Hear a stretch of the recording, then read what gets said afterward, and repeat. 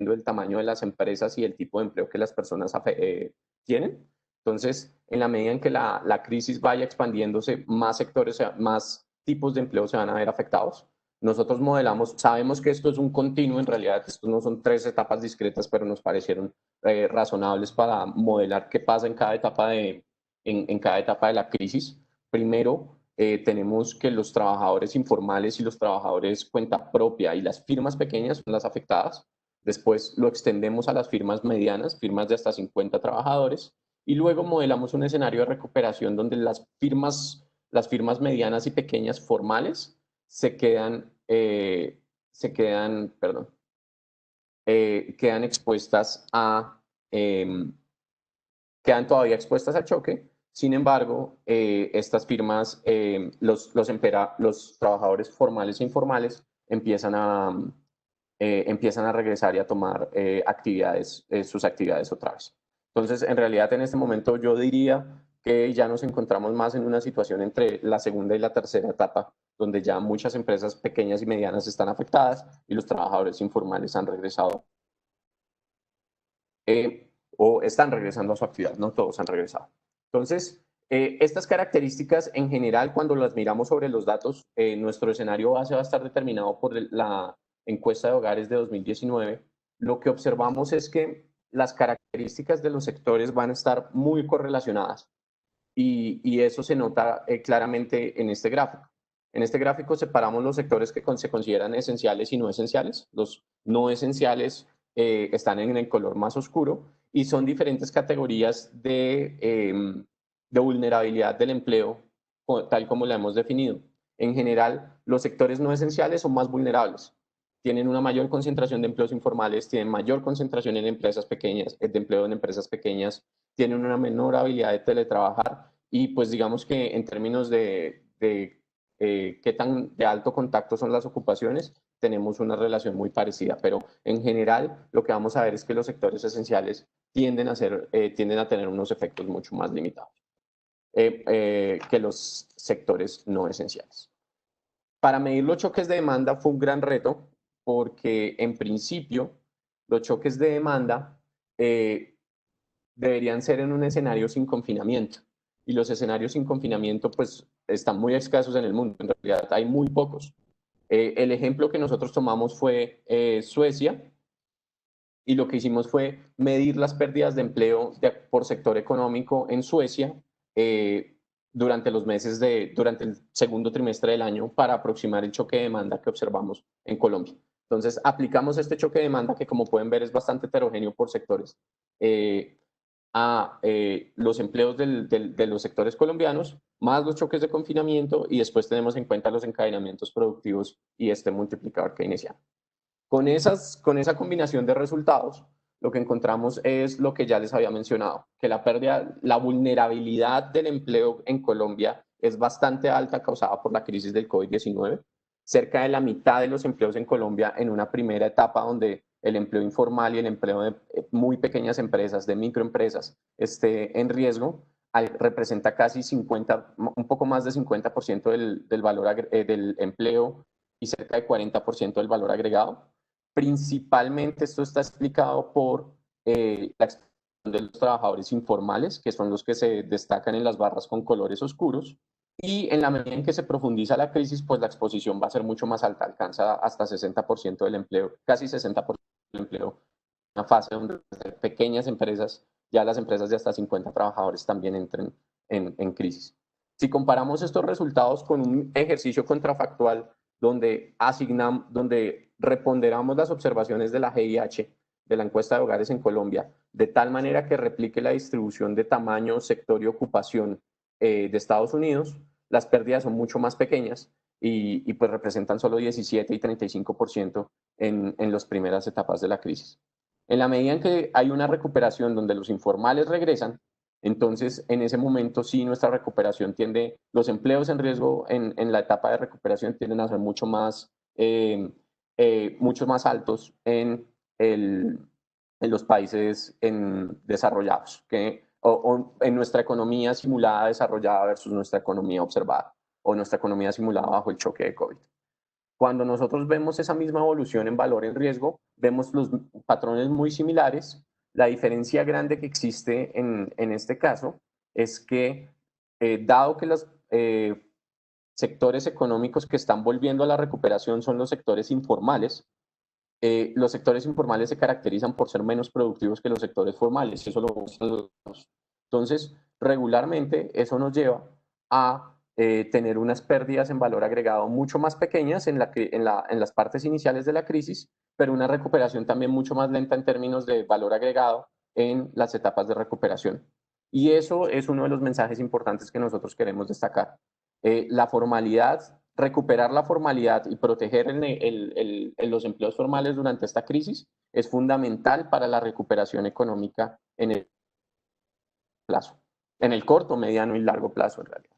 Si componemos los efectos, hicimos un ejercicio donde tomamos esta primera barra que miramos de cuántos se encuentran en riesgo, ese 53%, y lo descomponemos por los diferentes factores que nosotros tuvimos en cuenta. Entonces, el choque de oferta, que es la barra azul oscura, el choque de demanda, que es o los choques de demanda, que son la barra azul clara, y el efecto multiplicador que tiene, que tiene la demanda agregada, lo que encontramos es que el principal factor que nos ayuda a explicar los resultados son los choques de oferta. Cerca de 75% del resultado en nuestra simulación.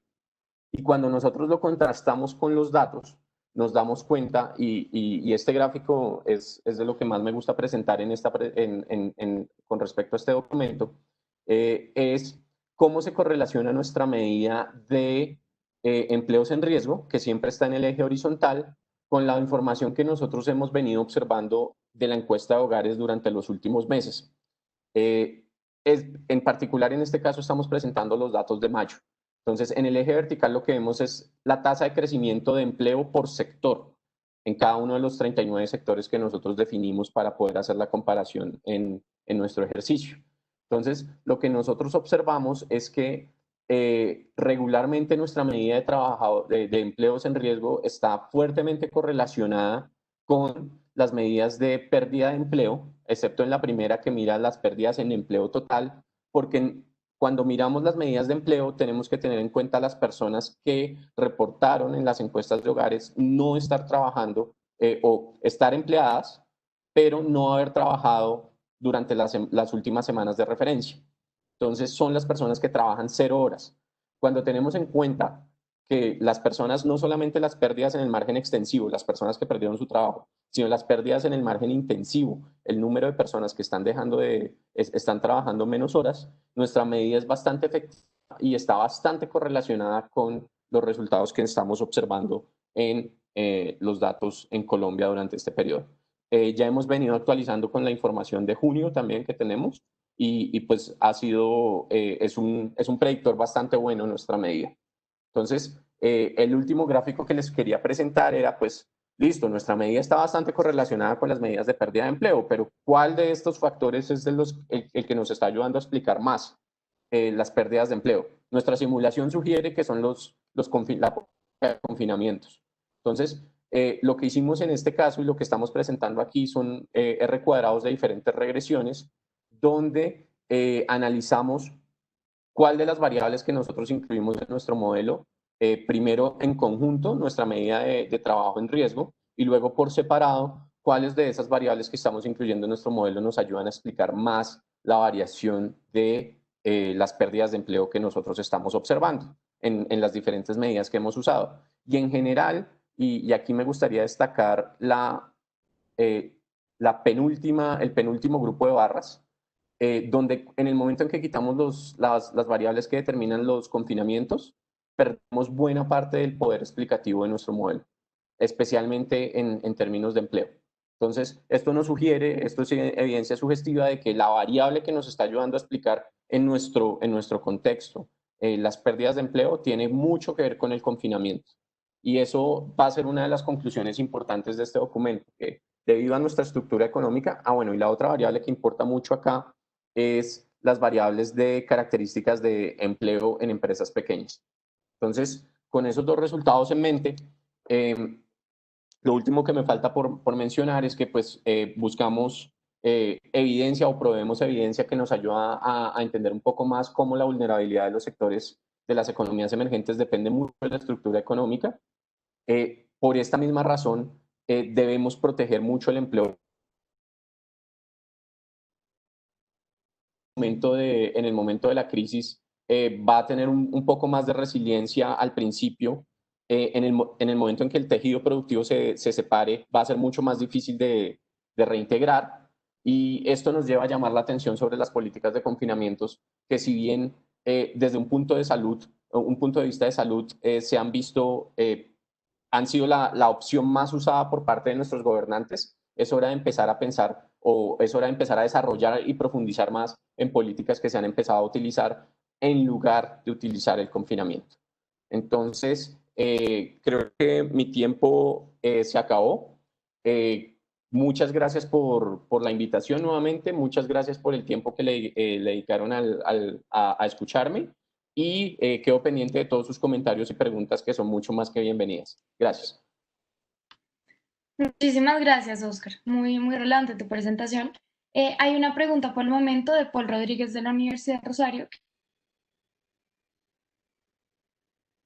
¿Acción de tipo de recuperación por sectores una vez termine el confinamiento? En este momento no hemos simulado algo de ese estilo. No lo hemos simulado. Sí, esa sería la respuesta corta. Idealmente, uno le gustaría tener una temporalidad mucho más detallada, pero en este caso todavía no lo hemos hecho. Pero es una muy buena observación. Y quizás en un futuro, es decir, una vez terminada la cuarentena, ¿cómo se plantearía quizás ese modelo de recuperación? Pues con esta parte de la investigación que ya realizaron, por ejemplo.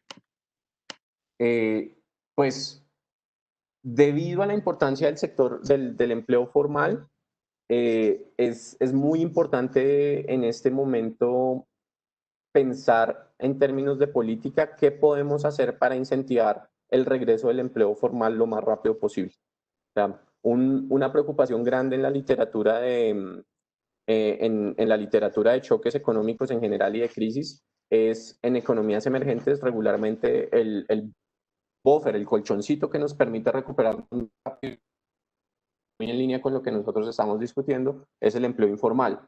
Entonces, una preocupación latente en este sentido es que después de esta crisis terminemos con un empleo informal, un sector informal mucho más grande que regularmente tiene una mayor estabilidad, inercia en el tiempo y nos lleve a retroceder los avances que habíamos tenido en los últimos 10 años en términos de mejoras de empleo formal.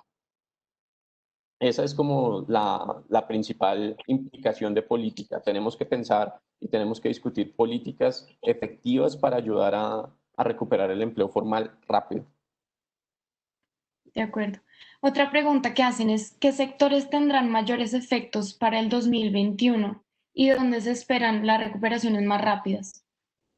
Entonces, las recuperaciones más rápidas nuevamente se encontrarían en los sectores que son más, tienen una mayor informalidad. Entonces, regularmente los sectores de comercio y servicios tienden a tener una mayor presencia de empleo informal y en ese sentido serían como los primeros que uno esperaría que empiecen a recuperarse. Es más, se están recuperando en este momento. Los más rezagados probablemente van a estar en el sector de manufactura. Ahora, una vez dicho esto, algo que nuevamente, debido a la naturaleza del choque y por la forma en que lo modelamos, algo que hay que tener en cuenta y que no está metido en este modelo es cómo va esto, cómo la crisis internacional nos va a terminar repercutiendo en el momento en que se levanten los confinamientos. Entonces vamos a tener una crisis de demanda externa. Los ingresos fiscales también van a estar bastante debilitados y eso va a tener otras repercusiones que no se están teniendo en cuenta en este documento en particular. Ok, Entonces, gracias. sectores transables probablemente va a ser mucho más lenta su recuperación. Ok. Hernando Vargas del Banco de la República nos pregunta, ¿qué tanto puede el modelo explicar el fuerte aumento del desempleo, especialmente concentrado en trabajadores asalariados? Eh, eso está por aquí.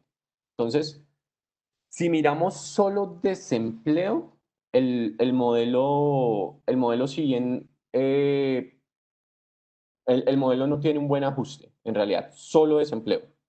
Cuando miramos desempleo y ajuste en horas, que es, o sea, no solo la pérdida en empleo, sino la pérdida de horas trabajadas, el empleo tiene muy buen ajuste. Regularmente, si bien las pérdidas de empleo, nosotros creo que yo tengo unos gráficos acá, si bien las pérdidas de empleo han sido grandes, regularmente las pérdidas de empleo han sido bastante proporcionales entre asalariados y cuenta propia. Y eso es lo que muestran los datos em, en mayo. En junio más o menos las proporciones siguen siendo similares. Entonces, las pérdidas en empleo, si bien han sido numerosas en términos de asalariados, han resultado siendo un poco más proporcionales de lo que de verdad yo esperaba. Yo esperaba tener unas pérdidas mucho más grandes. Y regularmente esas van a estar asociadas a pérdidas en, en empleos en empresas pequeñas, en trabajos en empresas pequeñas. Sí, cuando miramos el modelo solo para mirar pérdidas de empleo no encontramos mucho ajuste. Lo que encontramos es que el principal ajuste, y pues tiene sentido, es cuando miramos no solamente empleo, sino pérdidas de horas trabajadas de empleo. Porque en ese caso hay muchas personas que todavía reportan estar trabajando porque tienen la esperanza de que cuando se acabe la cuarentena se reengancharán con su trabajo. Y técnicamente, sobre todo para eso, para trabajadores independientes,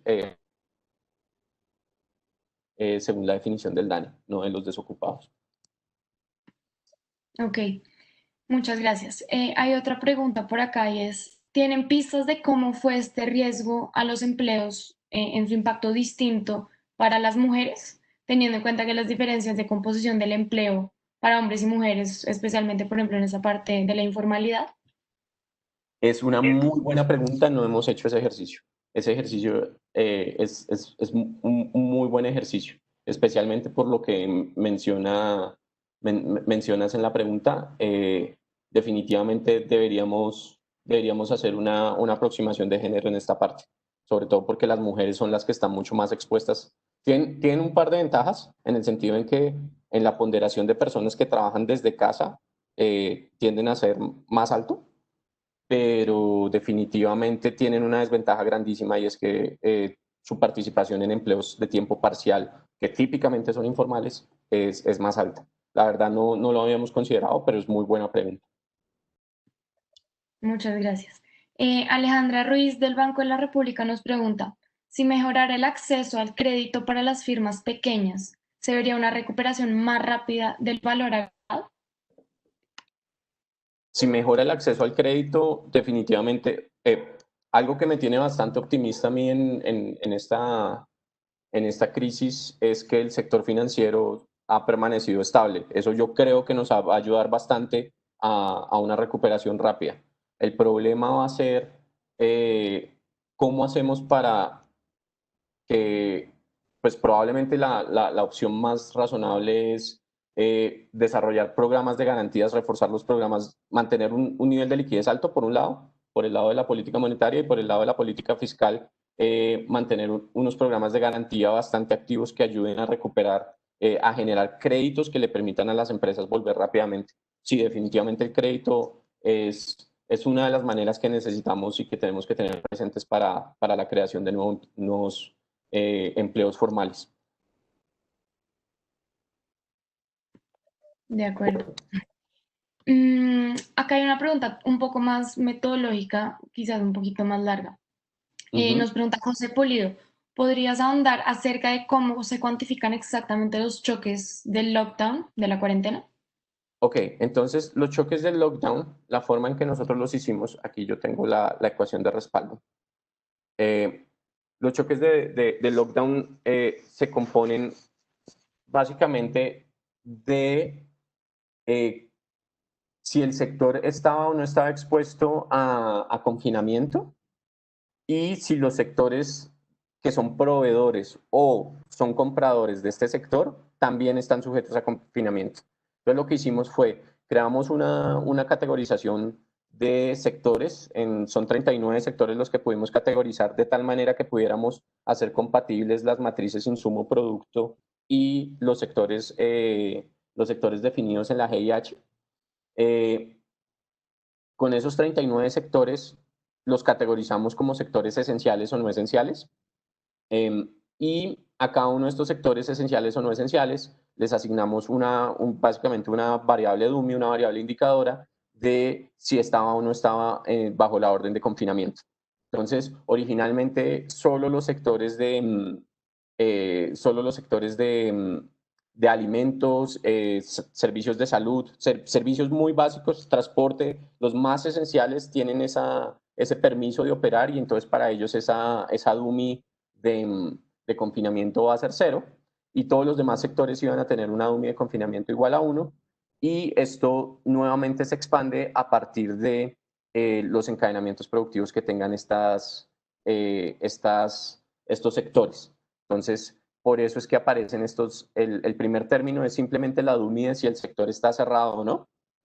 Y los otros dos términos que aparecen en esta ecuación, que es la que determina el confinamiento, son si los sectores a los cuales el sector le vende están en confinamiento o si los sectores a los cuales el sector ese les compra están en confinamiento.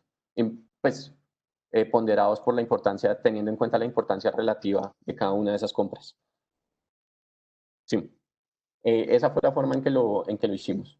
Después, en el paper, que pues no lo presentamos, hicimos un escenario donde hacemos un confinamiento mucho más intermedio, que se parece más a la situación que tuvimos ya casi que en mayo, y es la situación donde ya tanto manufactura y construcción abren.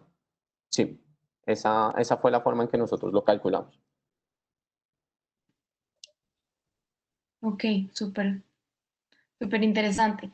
Hay otra pregunta de Leonardo Morales y él dice, ¿hay alguna medida del aporte de los confinamientos, descomposición de variantes, descomposición de las predicciones de caídas del empleo, etcétera? Ese es el ejercicio que intentamos hacer, pues por un lado, por el lado del modelo, devolviéndome, por el lado del modelo, lo que hicimos fue básicamente correr cada ejercicio por separado, mirar qué pasaba con cada uno de los choques, cuánto contribuía y regularmente el efecto más grande estaba asociado a los confinamientos, porque pues los confinamientos básicamente son prohibitivos. Incluso si yo quiero ir a cine, no me dejan ir porque el cine está cerrado, aunque pues ya lo vamos a abrir. Por el lado de la descomposición de varianza, los primeros ejercicios que hemos aproximado es a partir de mirar cómo evoluciona el R cuadrado de la regresión de nuestras pérdidas de empleo contra nuestras diferentes medidas sectoriales de exposición o de vulnerabilidad. Y lo que encontramos es que buena parte de la explicación asociada a las pérdidas de empleo se encuentra relacionado a los choques de confinamiento. Ellos son los que explican la mayor parte de la varianza. En el momento en que quitamos el confinamiento, las variaciones de nuestras medidas de vulnerabilidad y la variación de empleo se pierde bastante. Esa asociación se debilita bastante. El confinamiento fue muy importante.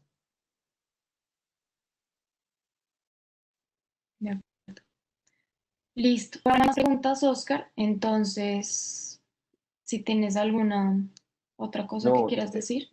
de verdad, pues además de agradecerles por la invitación, agradecerles por las preguntas y pues ojalá podamos seguir disfrutando todo el seminario. Muchas gracias. Muchísimas gracias por tu presentación, Oscar. Entonces, ahora damos la palabra a Paul Rodríguez de la Universidad del Rosario. Denos unos segunditos acá mientras ponemos la presentación y Paul queda como presentador. Nuevamente, gracias, Oscar, por tu presentación. Muchas gracias.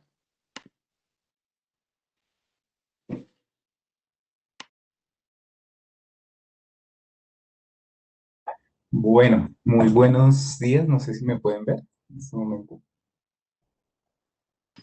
Sí, te vemos y ya vemos tu presentación. Perfecto, muchas gracias. Bueno, primero, como decía Oscar, pues muchas gracias por la invitación a este evento. Entonces, es importante que compartamos esta clase, digamos, de esfuerzos desde múltiples perspectivas, pues para contribuir un poco a entender esta crisis.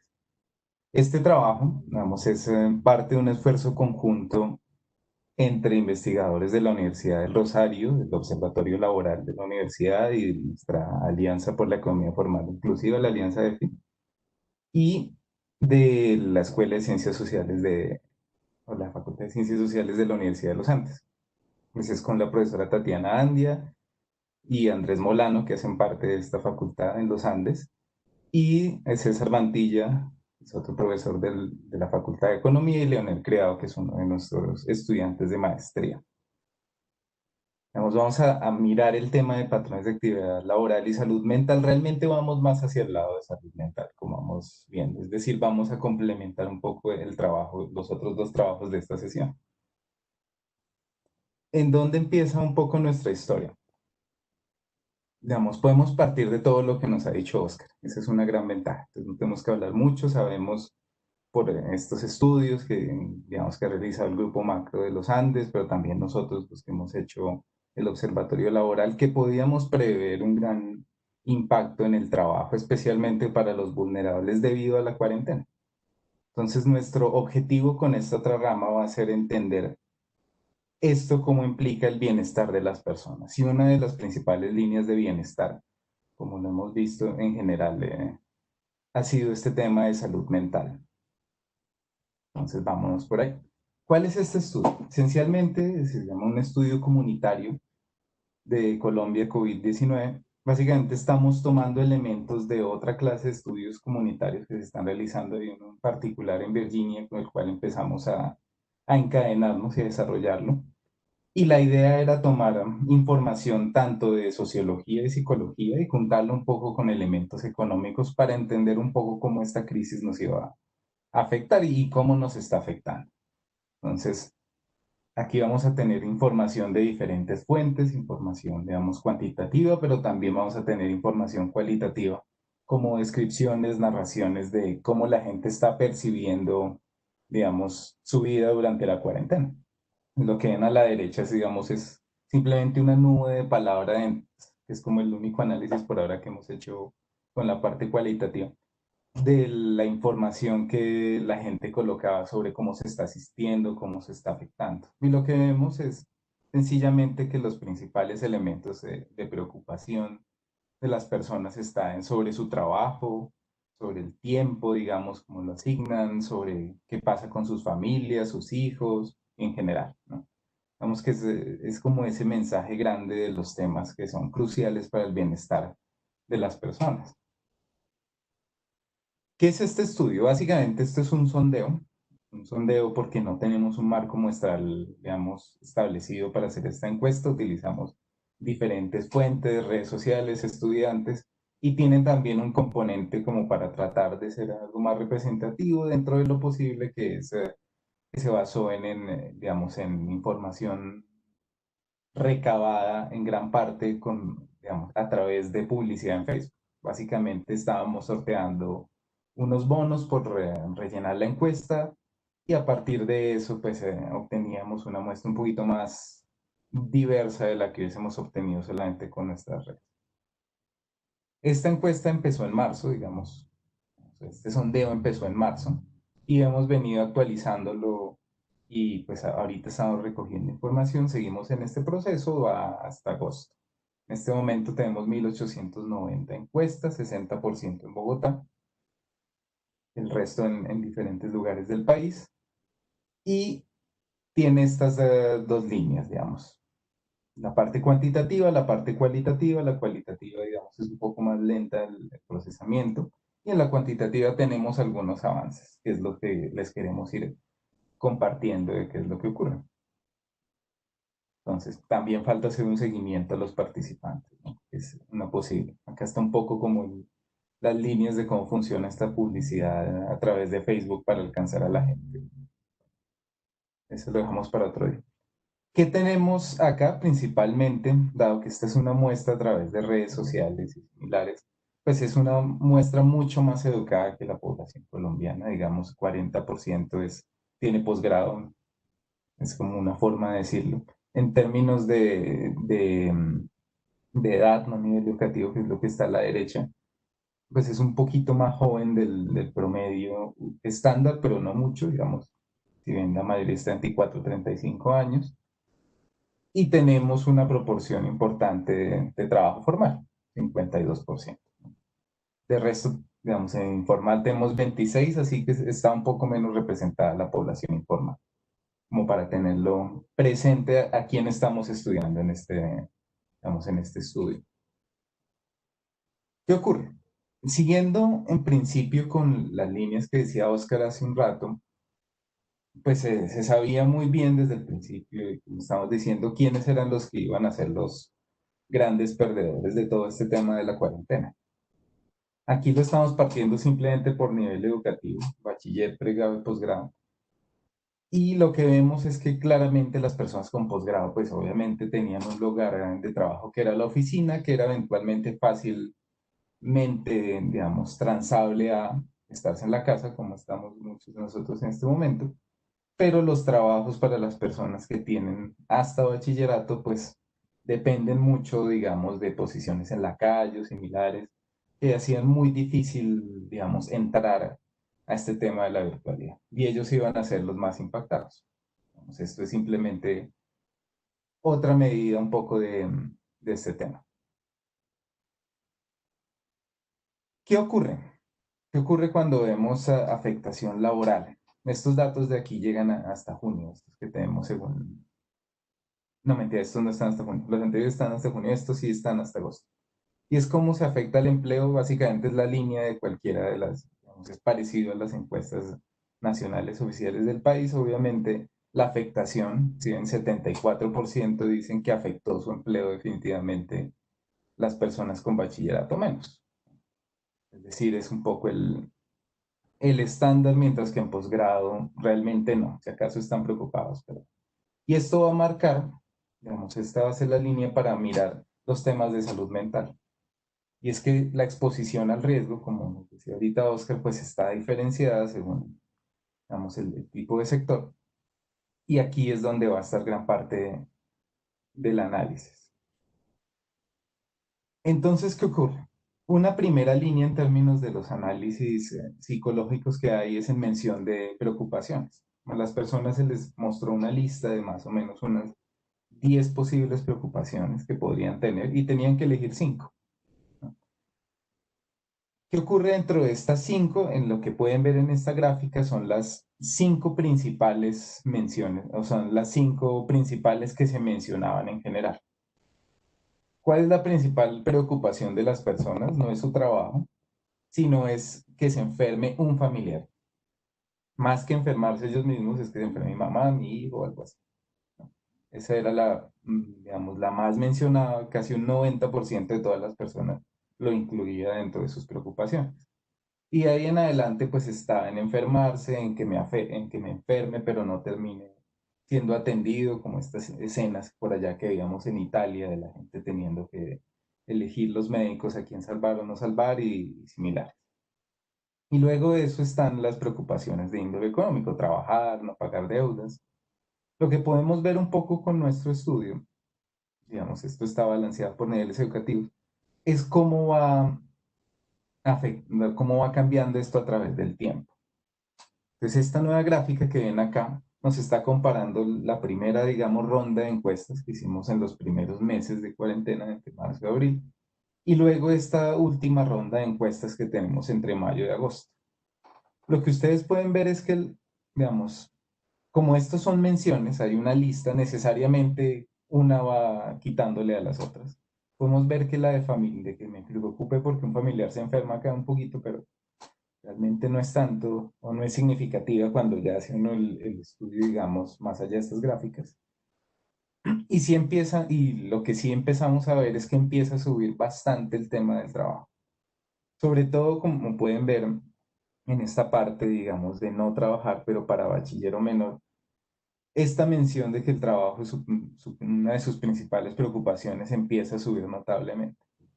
Y una de las cosas interesantes es que se vuelve casi tan importante como enfermarse, que también va subiendo a medida que va subiendo el pico de la la epidemia, ¿no? Las deudas, digamos, crecen notablemente, la gente le empieza a preocupar su capacidad, digamos, de pago de las deudas digamos, son incrementos notables y significativos que se pueden ver a través del tiempo. Entonces ese es como un primer tema y tenemos afectaciones en el trabajo, pues es de esperar que haya más preocupaciones en trabajarse, en no poder trabajar y en pagar las deudas. Primera parte. ¿Qué pasa ahora con una medida un poco ya más estándar dentro del mundo de la psicología? Esta es la escala de presión, ansiedad y estrés, se llama el DAS.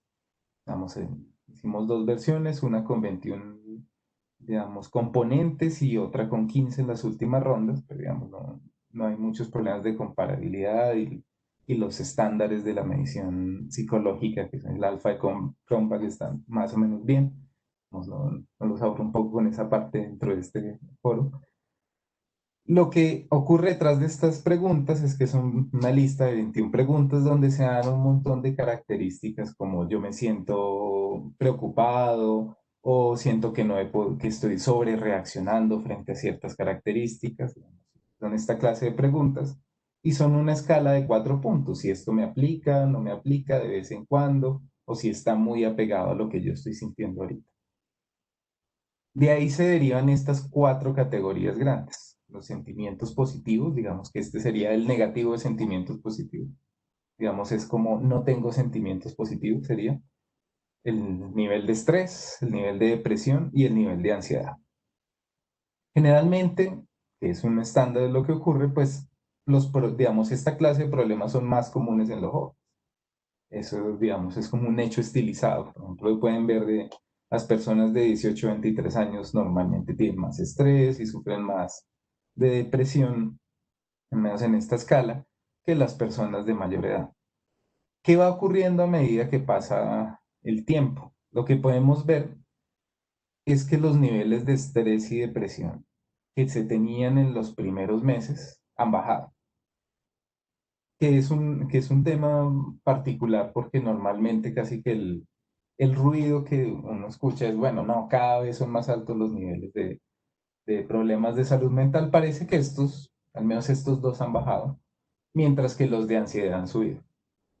¿Cuál es la explicación un poco? Vamos a ver, de todas formas, esto es un estudio descriptivo sobre una muestra, digamos, seleccionada a conveniencia, que ten en cuenta.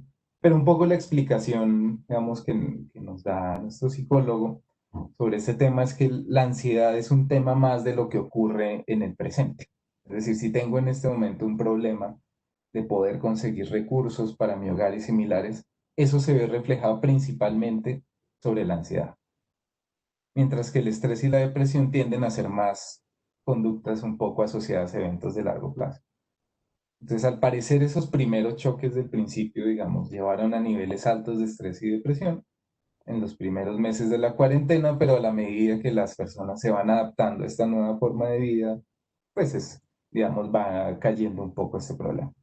Lo que sí ocurre es con cada vez, digamos, mayores pérdidas de empleo y similares y la poca capacidad de, digamos, de sostener económicamente al hogar debido al límite en la capacidad de endeudamiento, pues está llevando a niveles de ansiedad fuertes que son los que eventualmente pueden llevar a, digamos, a problemas muy serios de salud mental que deriven en suicidios y situaciones similares. ¿Qué ocurre acá? No, digamos, no está en esta gráfica, pero también podemos verlo un poco a nivel de género. Género no lo preguntamos un rato, pero luego sí. Y lo que encontrábamos en estas últimas versiones donde ya tenemos género bien claro en la encuesta es que esto es mucho mayor para las mujeres. Es decir, generalmente también estos problemas de salud mental son más comunes para las mujeres, pero adicionalmente el crecimiento ha sido mayor en términos, digamos, o más específicamente de la ansiedad. Listo. Ese sería digamos, con este tema de salud mental. Ahora hay otra línea que estábamos analizando y es, bueno, además de la salud mental es un poco cuáles son las percepciones y expectativas. Gran parte de la idea detrás de los modelos que se estaban considerando ahorita y en general de toda la forma en que funciona los modelajes epidemiológicos y macro está basado en las expectativas. Y muchas de las discusiones de por qué la gente no usa el tapabocas bien y similares puede estar basado en que la gente cree que no le va a pasar nada y similares. Entonces entramos en un ejercicio de tratar de entender las probabilidades subjetivas de contagio. Entonces, ¿qué hicimos? La pregunta es muy sencillo y es de 1 a 100, ¿qué tanto cree usted que se va a contagiar durante este mes? Y la otra es que se contagie a lo largo del año.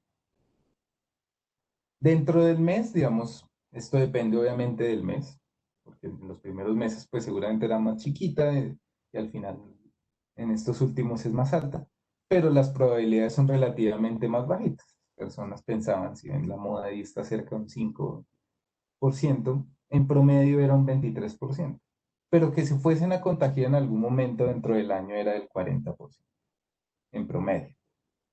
Aunque si ven hay una dispersión bastante grande, es decir, tenemos personas que creen que va a pasar casi con total certeza, 80-100%, y aún así hay una proporción importante que cree que no va a ocurrir. Es decir, hay una gran dispersión al final entre las creencias de que yo vaya a ser o no vaya a ser afectado. Digamos, hay otras que nos mostramos acá, pero también tenemos un análisis de qué tanto creo yo que puedo modificar esta probabilidad mediante mis acciones.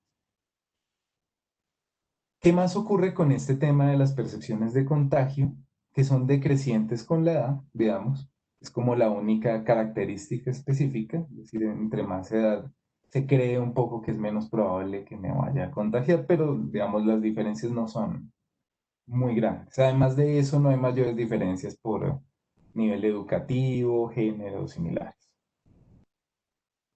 Algo que sí es bien interesante y que tiene un poco que ver con estos patrones de salud mental que digamos ahorita es que va cambiando poco a poco las percepciones de qué es lo que va a ir ocurriendo a futuro.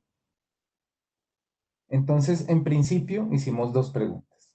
¿Cuántos meses cree que se va a demorar a llegar una vacuna para, digamos, la enfermedad?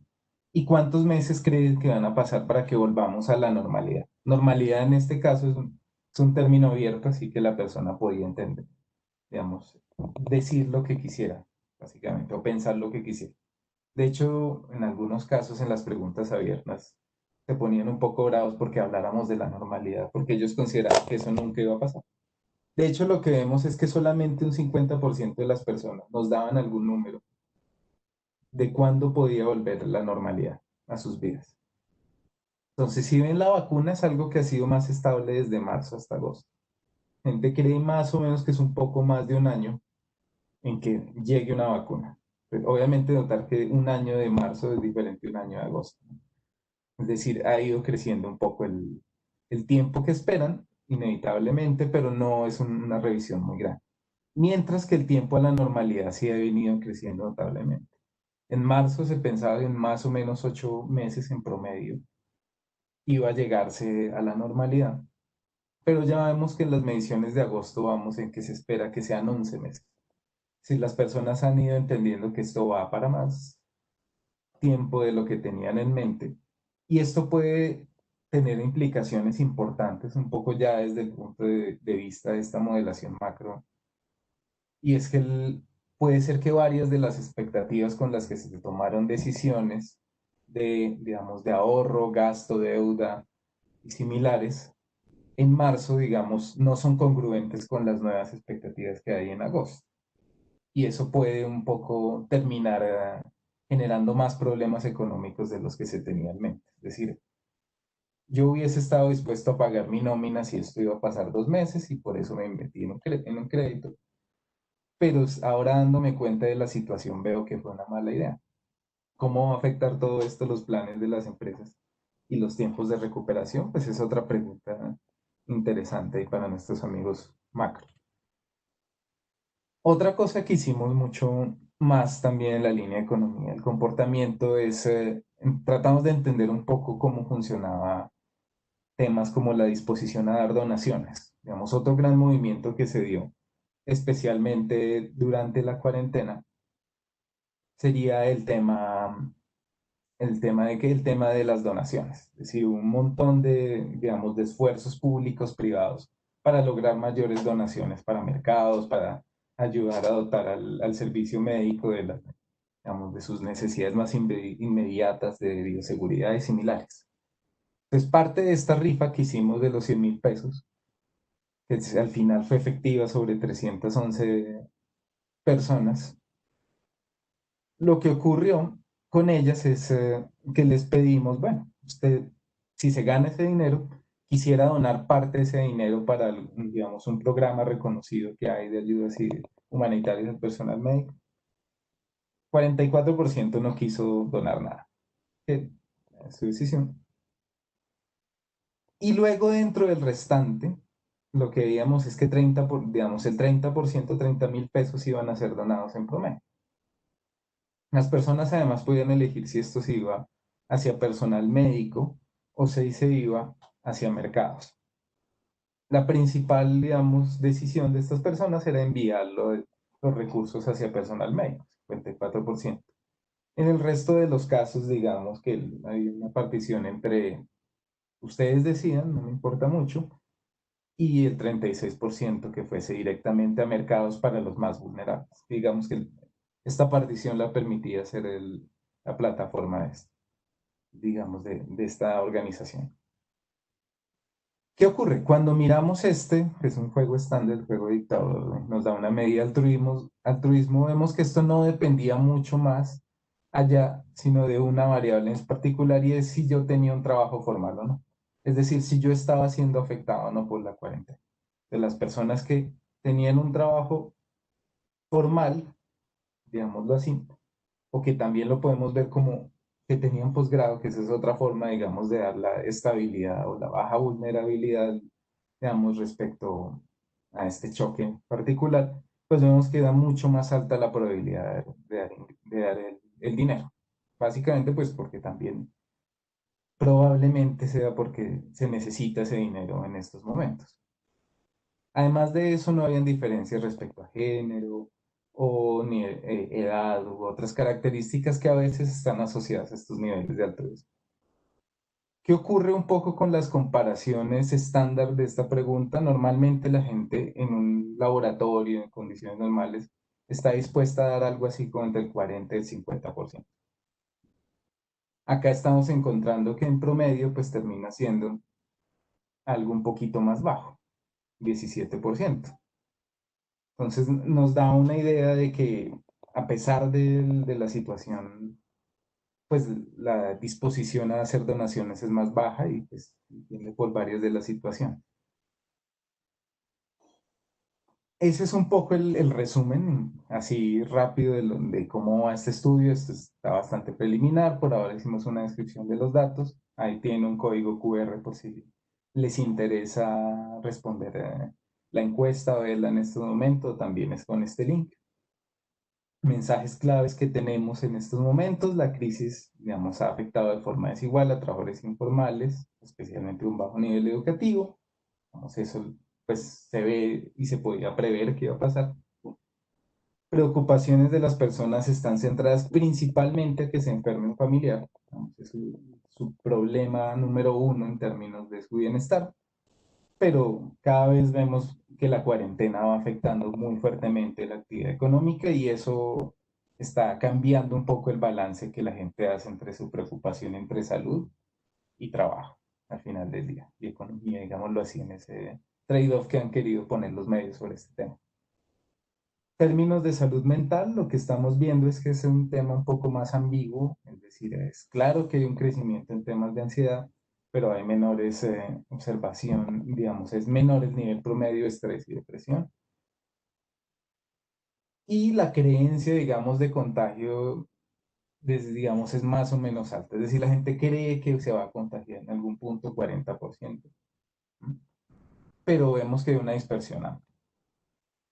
Y finalmente la percepción de cuánto tiempo nos tomará regresar va subiendo y pues eso es algo que la gente no tenía tan previsto desde el principio. Ese sería como en resumen. Muchas gracias. Pues, abierto a las preguntas que tengo. Muchísimas gracias por tu presentación. Muy interesante, sobre todo ahorita el tema de salud mental que es tan delicado.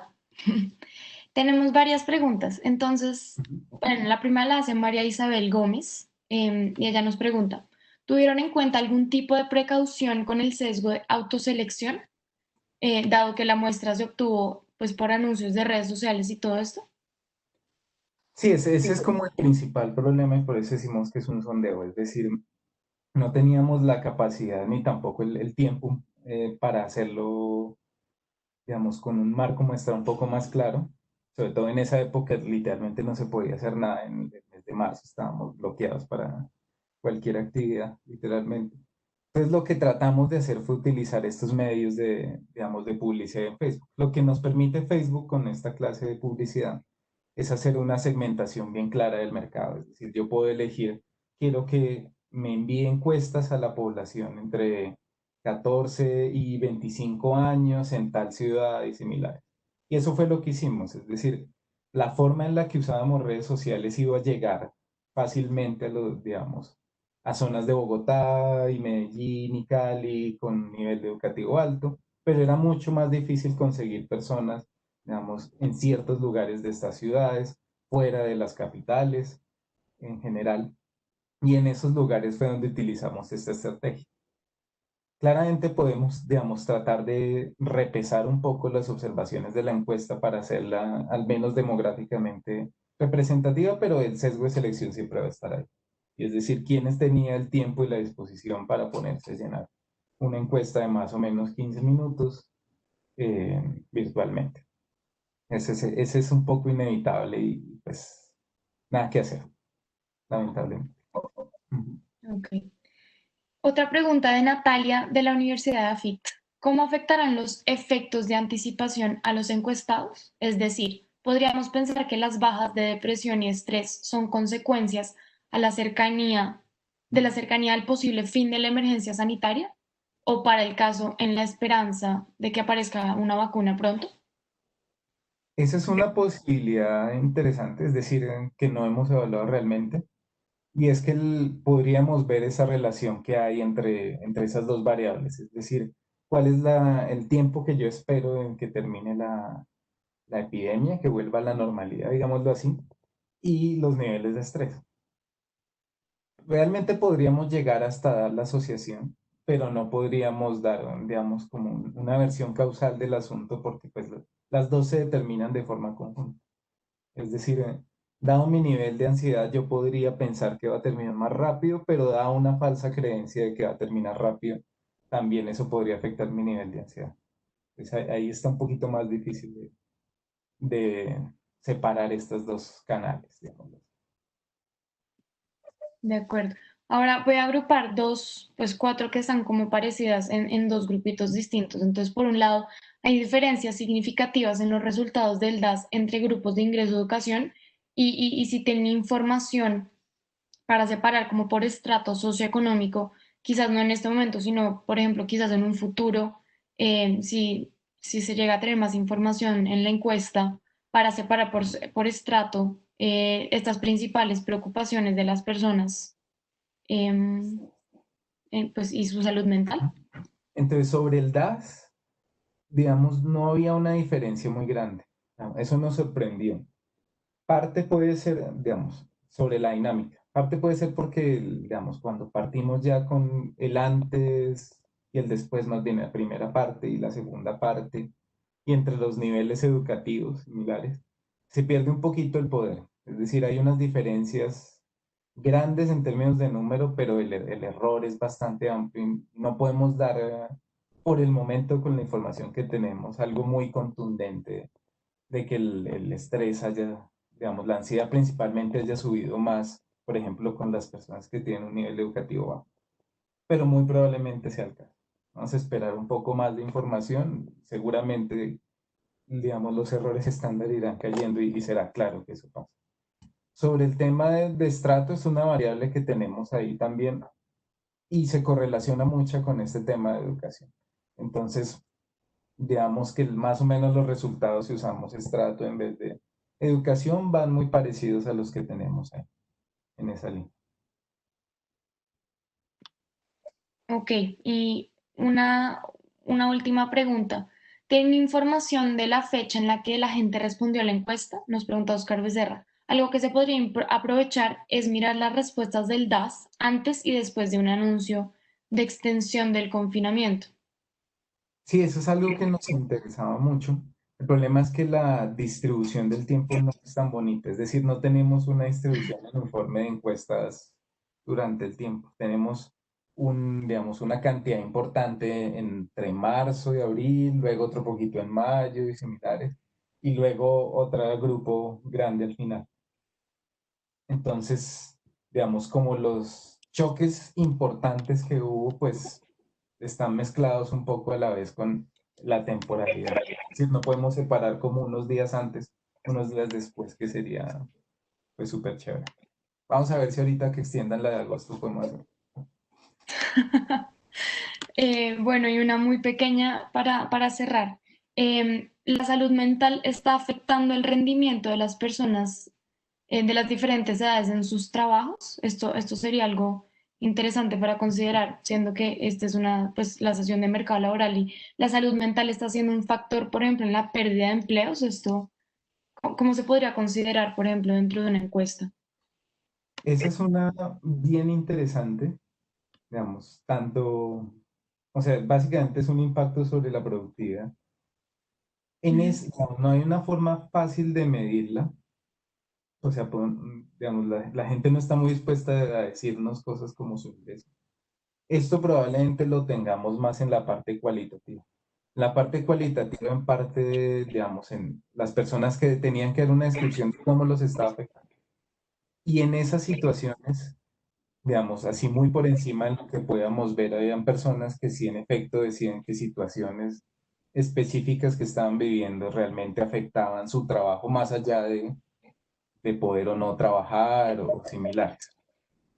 Una medida específica cuantitativa no tenemos ahorita por el momento, pero pues sí seguramente es importante. No solamente en términos de cómo la salud mental afecta, sino en que muchos de los trabajos también han tenido cambios que tienen impactos directos sobre la productividad, cuántos días van, qué tareas hacen en la casa, qué tareas no, y cuántas son realmente completamente transables hacia la virtualidad, digámoslo así. De acuerdo. Teniendo en cuenta más el mapa que presentaste al principio de que de las principales preocupaciones es la familia y es en donde la gente más, con lo que más tiene contacto justo en este momento. Paul, muchísimas gracias por esta presentación. Si no tienes nada más por decir, em, no sé si quieras agregar algo o algo. No, solamente pues si quieren divertirse un ratico pueden llenar la encuesta. Ahí está. Y listo. Ese es el mensaje. Muchas gracias. Pues este tema era un poquito diferente de los otros que son más, digamos, modelaje de la afectación laboral, pero bueno, ahí nos da un descanso de las ecuaciones. De acuerdo. Pues Paul, muchísimas gracias. Entonces vamos a darle la palabra a Leonardo Morales del Banco de la República. Unos segundos mientras hacemos el cambio de presentador. Muchas gracias de nuevo. Y a todos los que están escuchando, muchas gracias por sus preguntas y por la atención.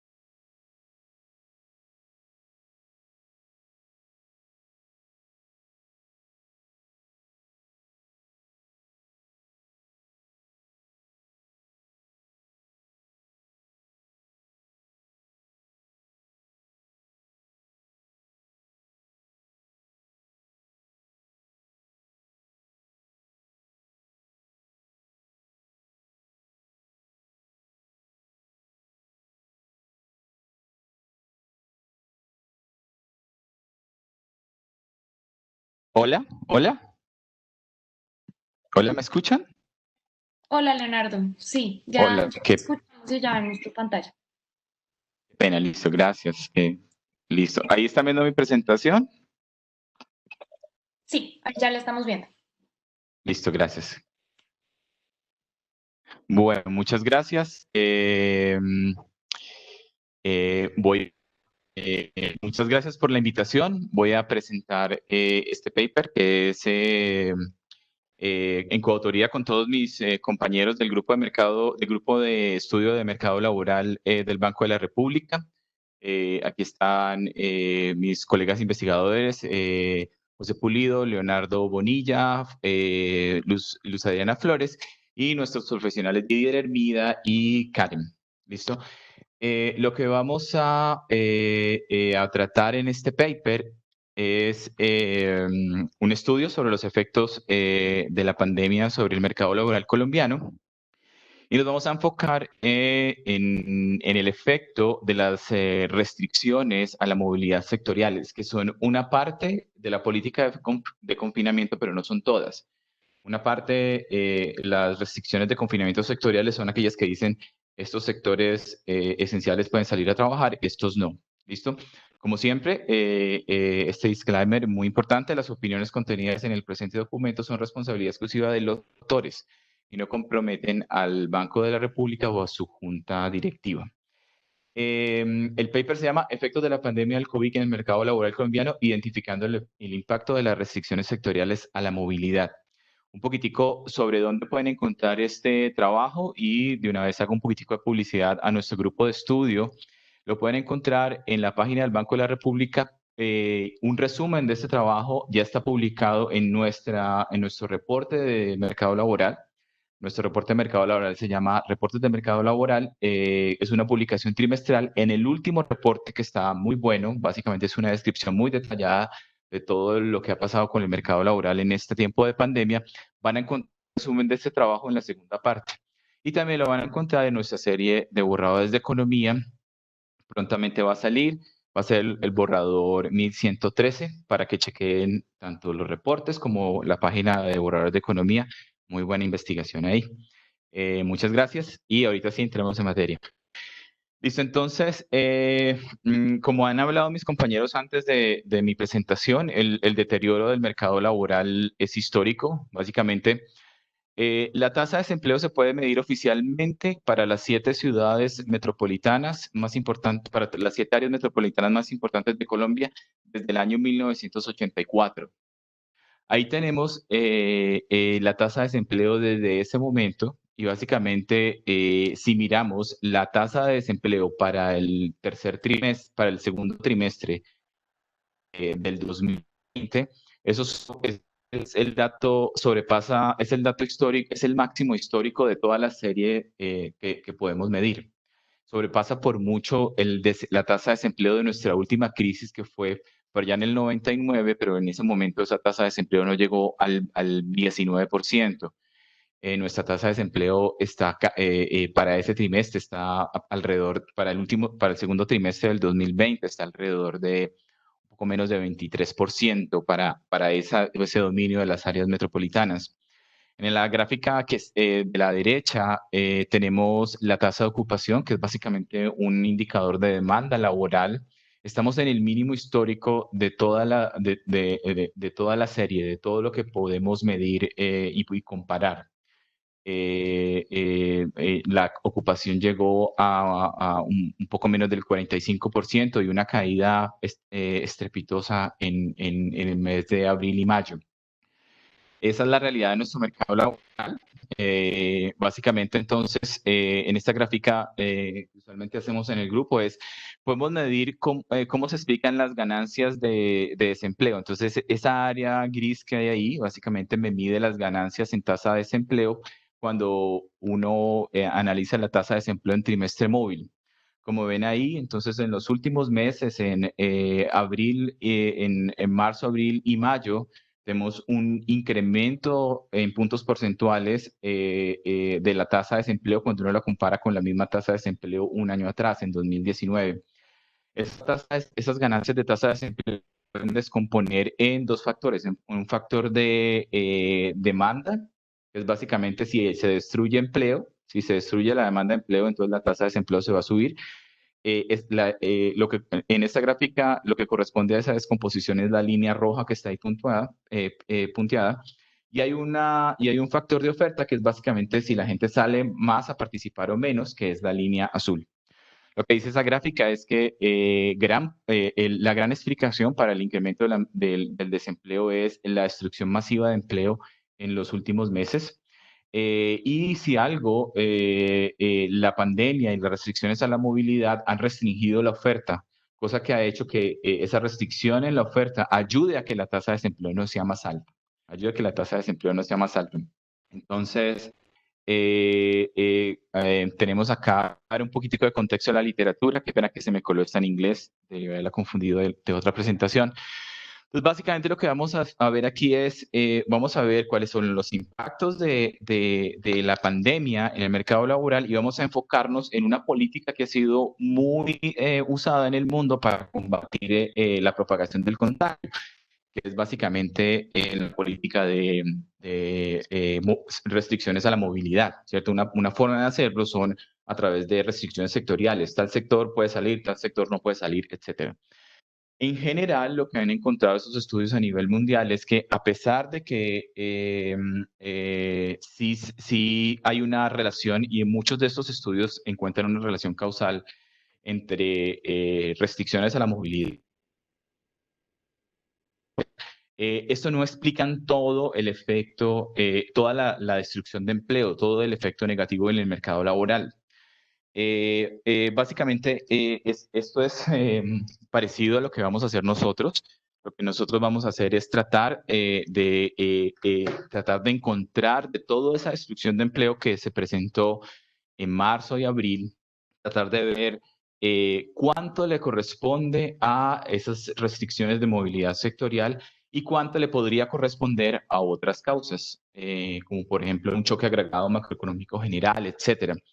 Lo que vamos a decir nosotros en este trabajo es que nosotros podemos identificar una relación causal no más de las restricciones de movilidad sectorial simplemente por el diseño del experimento natural que estamos presenciando en este momento en la economía. ¿Cierto? Vamos a encontrar un resultado parecido al que ha encontrado esta literatura, solamente por mencionar un paper que me parece interesante, y es qué ha pasado, hay estudios que miden qué ha pasado en mercados laborales donde no se aplicó ninguna restricción laboral y comparan esa elasticidad de ese efecto con países donde efectivamente se aplicaron políticas de aislamiento, de cuarentena. Uno de los países que no aplicó ninguna de esas políticas de restricciones sectoriales es Corea, y ahí también el empleo sufrió bastante. Ahí también el empleo sufrió bastante. Pero en ese estudio que pongo ahí en la revisión, esa elasticidad es la mitad de lo que se encuentra para otros países donde sí hubo restricciones a la movilidad, como el Reino Unido o Estados Unidos. Pues básicamente lo que vamos a decir es que esta gran crisis, esta gran pandemia puede afectar por múltiples canales. Primero que todo, hay un choque negativo agregado, ¿cierto? Hay un choque macroeconómico que afecta a la economía como un todo. El comercio internacional se afecta muchísimo. La recepción de remesas se afecta en gran medida. Hay gran volatilidad de los términos de intercambio. La gente restringe consumo por miedo al contagio, aumenta el ahorro precautelativo porque no sabe qué va a pasar mañana. Todos esos efectos no tienen que ver con alguna política de restricción a la movilidad, sino que son efectos agregados macro, ¿cierto? Esa es una. El segundo canal es, puede haber una afectación específica de un sector particular porque por el decreto de aislamiento preventivo, la gente que trabajaba en ese sector no podía salir a trabajar, ¿cierto? Entonces, ese es un segundo canal. El tercer canal es simplemente el miedo a la enfermedad, el miedo al contagio. Vamos a explotar variación regional de cómo la enfermedad evoluciona en diferentes mercados laborales y vamos a concluir si en algunos mercados laborales que fueron más afectados, entonces el empleo sufrió más afectado en términos de una medida que mide la intensidad de la enfermedad como número de muertes o número de contagios.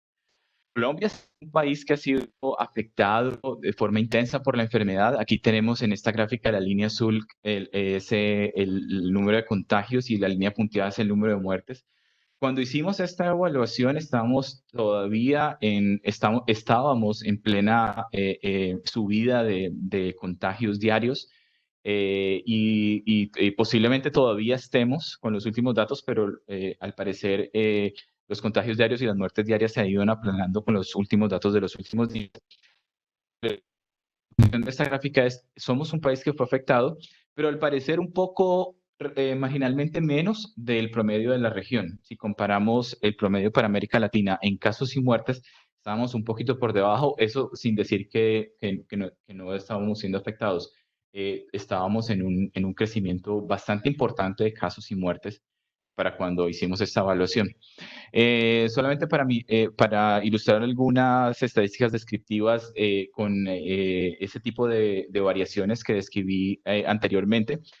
Si uno mira en la gráfica derecha los cambios en la demanda laboral, que es la tasa de ocupación de diferentes mercados laborales, y los relaciona con el grado de afectación de la enfermedad que puede ser medida por el número de muertes, uno mira que en mercados laborales donde había más afectados, donde había más muertos por millón de habitantes, esos mercados laborales sufrieron un poco más y esa relación es significativa, esa correlación. Lo mismo pasa con la participación en la gráfica de la derecha. Los mercados laborales donde había más muertes, la reducción, la oferta se... ¿Aló? Bueno. Te estamos oyendo. ¿Todo bien? Ah, bueno, listo. En mercados laborales donde la afectación de la enfermedad también fue importante, en esos mercados laborales la participación se redujo mucho. O sea que eso puede ser un indicio de que en esos mercados laborales el miedo al contagio afecta al mercado. La tasa de desempleo solamente es una identidad que combina estas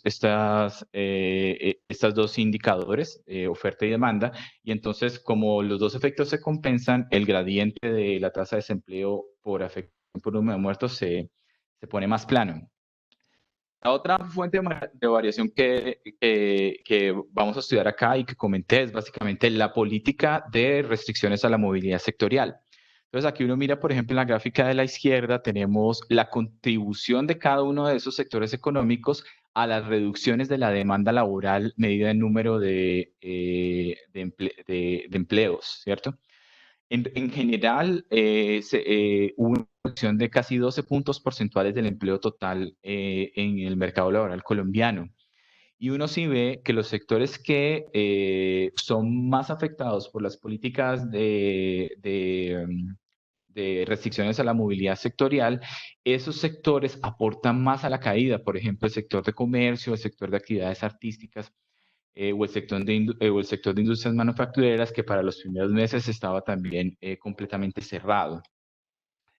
Entonces, lo que nos permite hacer esto es tratar de estudiar un experimento natural que estamos viviendo en esta etapa del desarrollo económico del país, y es que hubo este choque que era muy difícil de prever, y algunos sectores quedan afectados por las políticas de restricción a la movilidad y otros sectores quedan excluidos de ellas. Entonces tenemos un antes y un después y podemos ver qué le pasó a esos sectores excluidos y qué le pasó a los sectores que no fueron excluidos. En general hay variación entre exclusión y afectación en todos los sectores de la economía. Hay sectores, por ejemplo, como la minería o el sector financiero, la administración pública o el sector agropecuario, que prácticamente ninguno de sus subsectores fue afectado, todos estaban excluidos. Hay sectores, por ejemplo, como las actividades artísticas, alojamiento y comida o las actividades inmobiliarias, donde prácticamente todos los subsectores de ese gran sector estaban afectados. Entonces, lo que vamos a hacer es, vamos a ver qué le pasó de forma diferenciada a los excluidos y a los afectados. En general, lo que uno ve es que antes de febrero, el empleo en los subsectores excluidos y los subsectores afectados tenía tendencias relativamente paralelas hasta antes de que esta gran crisis nos golpearon. Pero después de febrero, en los meses de marzo y abril, uno sí nota que los sectores que no eran excluidos de la política de aislamiento sufrieron mucho y las caídas de empleo, al menos en estas estadísticas descriptivas, se concentran en esos sectores. Uno ve que tanto en términos del nivel de empleo como en términos del crecimiento, uno ve que esos sectores se afectan más. Otras estadísticas descriptivas nos muestran lo mismo. Por ejemplo, si uno mira la variación actuales de febrero a abril a nivel de subsector, uno mira que los sectores que fueron excluidos, que están representados en la gráfica aquí de la izquierda por esa densidad azul, están mucho más hacia la derecha, mientras que los cambios en los sectores afectados están concentrados en el terreno negativo de esta densidad. O sea, básicamente los sectores afectados tuvieron decrecimientos mucho más mayores. Eso es cierto en la distribución general, pero también en la distribución por mercados laborales. En la gráfica de la derecha tenemos todos los mercados laborales, los 23 principales de Colombia, y ahí vemos que la distribución, que son esos gráficos de Voxbox que están ahí, siempre están más abajo, siempre indican reducciones mayores para los mercados laborales que están representados en líneas rojas, en cajas rojas. Es decir, que su desempeño fue peor. ¿Listo? Entonces, tengo que ir rápidamente, lo que vamos a hacer en este trabajo es aprovechar de ese experimento natural que estamos viviendo en este momento y vamos a hacer una regresión donde tenemos que el resultado laboral es básicamente, lo vamos a representar a través de la siguiente ecuación. Entonces, vamos a ver qué pasó antes y después de que la crisis de la pandemia golpeara, y antes es de febrero para atrás, y después es cuando se declaró la pandemia, etcétera. Y vamos a ver si esa crisis afecta diferenciadamente entre sectores que son excluidos por la política de restricción a la movilidad sectorial y sectores que no son excluidos, que son afectados. Vamos a controlar por efectos fijos de la entidad, que en este caso es un subsector, un subsegmento del mercado laboral caracterizado por la actividad económica, y vamos a controlar por algunas variables que me dicen el desarrollo de la enfermedad. Tenemos efectos fijos de tiempo y efectos fijos de la entidad, como ya lo mencioné. Entonces, básicamente, ¿cómo se puede interpretar los resultados de esta ecuación? Bajo los supuestos de que esta pandemia nadie se la esperaba, y en los primeros, en el primer tiempo que golpea es relativamente exógeno, los sectores que iban a ser excluidos o no tenían ni idea de que eso iba a pasar. Y sí, el comportamiento de esos sectores excluidos y afectados es relativamente parecido antes de que la pandemia golpeara. Entonces, el efecto de las restricciones sectoriales a la movilidad se puede entender como un efecto causal. Ese efecto se puede entender bajo esas condiciones como un efecto causal. Los otros efectos no podemos garantizar que sean causales, pero estamos explicando en nuestra regresión gran cantidad de la varianza de los cambios en las variables laborales. Entonces, podemos decir mucho con estas regresiones. La primera regresión que vamos a estudiar es qué pasó con el empleo. Lo primero que vamos a ver es que solamente voy a mencionar dos especificaciones acá al final. Nuestra variable de interés es esta que me dice la variable dummy post por la variable afectado por las restricciones. Esa variable siempre es significativa y negativa. O sea que los sectores afectados por las restricciones a la movilidad reducieron 13 puntos porcentuales más su empleo que los sectores no afectados, ¿cierto? De ahí, de ese coeficiente, cuando ponderemos por la composición entre sectores afectados y no afectados, vamos a sacar un efecto en la media de cuánto afectaron estas restricciones de movilidad. La otra cosa que vamos a ver es que incluimos efectos fijos temporales después de la pandemia, y esos efectos son negativos, y ese efecto nos va a recoger cualquier otro elemento, cualquier otro choque agregado macro, cualquier efecto de derrame que esté explicando las caídas de empleo, y esos efectos son negativos, significativos y de una magnitud importante.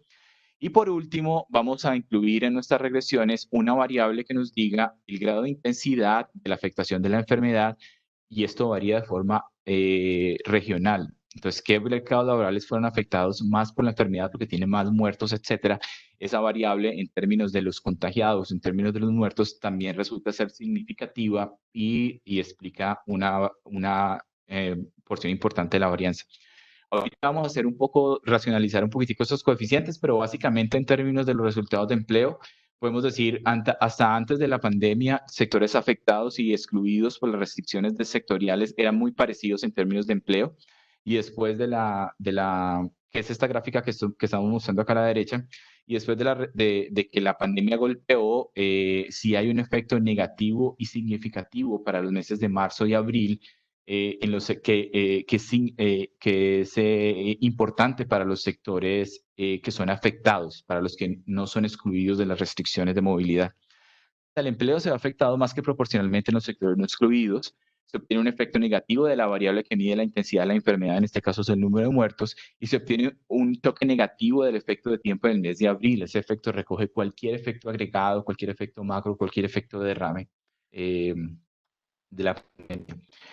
Tenemos estas mismas regresiones en términos de otros resultados laborales. Por ejemplo, aquí estoy mostrando los resultados laborales, los salarios, y solamente me voy a concentrar en las dos últimas especificaciones. Lo que vemos aquí es que no hay un efecto significativo de las políticas de las restricciones a la movilidad en términos de salarios. Pero lo que sí afecta a los salarios de forma negativa es la heterogeneidad en la intensidad de la variación de la enfermedad. Es decir, en ciudades más golpeadas por el contagio, más golpeadas en términos de que tengan más muertos, en esas ciudades el salario bajó más. En esas ciudades el salario bajó más. Y también se obtiene un efecto negativo de los efectos fijos de tiempo, es decir, en esos meses los salarios se redujeron en comparación a meses anteriores. Aquí la gráfica de la derecha muestra que no hay efectos, no hay diferencias entre los sectores excluidos y afectados, ni antes ni después de la pandemia. Esta regresión no la muestro aquí simplemente por cuestiones de tiempo, pero esta misma regresión la hicimos para salarios y para horas trabajadas, y los resultados en horas trabajadas son análogos. No hay diferencias, el efecto de las políticas de restricciones a la movilidad no es significativo ni para salarios ni para horas trabajadas, pero en ambos casos la variable que mide la intensidad de la enfermedad sí tiene un efecto negativo importante. Y también los efectos fijos de tiempo también tienen. Por último, lo que es, en el trabajo mostramos un poco estos efectos, cómo se explican, básicamente, qué subsegmentos del mercado laboral se explican más. Entonces explican más estos resultados.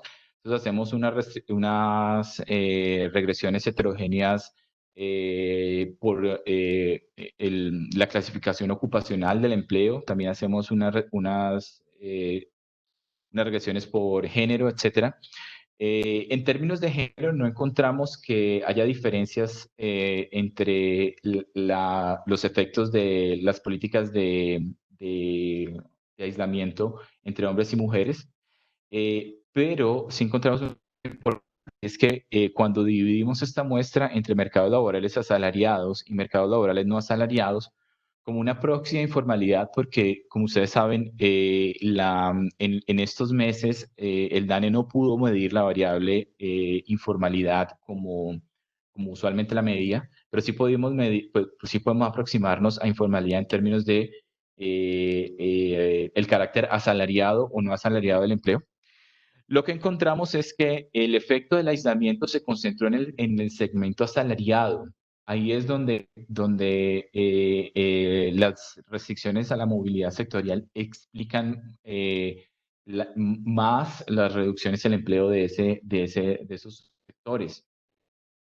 Pero aún en ese caso, ese choque es menor que la elasticidad que mide la variable, los efectos fijos de tiempo para los meses posteriores a la pandemia. Aquí simplemente explicamos un poco más cómo podemos entender esos coeficientes. Es básicamente lo que hacemos es un back to the envelope para entender esos coeficientes un poco mejor. Lo que entendemos es que, en general, podemos decir que las políticas de restricciones a la movilidad sectorial parecen tener un efecto significativo en la destrucción de empleo. Pero ¿cuánto es? Entonces, vamos a entender cuánto es. En general, la reducción de empleo de febrero a abril fue del 25%. Entonces, uno de cada 4 trabajos de estos sectores se destruyó. Entonces, si utilizamos nuestros coeficientes para tratar de explicar esa destrucción total, tenemos que las restricciones a la movilidad sectorial explican 7 puntos porcentuales de eso, que básicamente es coger el coeficiente y multiplicarlo por la composición de sectores que fueron afectados o no, ¿cierto? Entonces, esos 7 puntos porcentuales son un cuarto de la destrucción total de empleo. El choque general, las variables de efectos fijos de tiempo, explican aproximadamente 10 puntos porcentuales de esa caída. Y por último, la intensidad de la enfermedad, que básicamente cogemos el coeficiente de esa variable y la multiplicamos por el promedio de muertes durante esos meses y explican otros 7 puntos porcentuales. Importante, solamente podemos defender la robustez del primer canal, pero como les digo, nuestros resultados no son muy esperables y explicamos un montón de la varianza. O sea que yo creo que la historia que estamos contando aquí puede defenderse muy bien. Entonces, lo que tenemos es que así se descomponen esas caídas. En salarios y horas trabajadas no hay diferencias entre sectores afectados y excluidos por las políticas de restricción a la movilidad sectoriales. Por último, vamos a decir que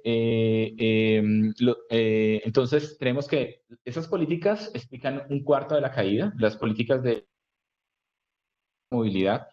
Los otros 3 cuartos se explican por o el choque agregado macro que afectó la economía y por lo tanto afecta el empleo, o la intensidad de la enfermedad que hace que la gente tema el contagio, respinga, consumo, etc. Entonces, los efectos directos, solamente los directos de dichas políticas de restricción a la movilidad sectorial, solamente explican una cuarta parte de la destrucción de empleo entre marzo y abril.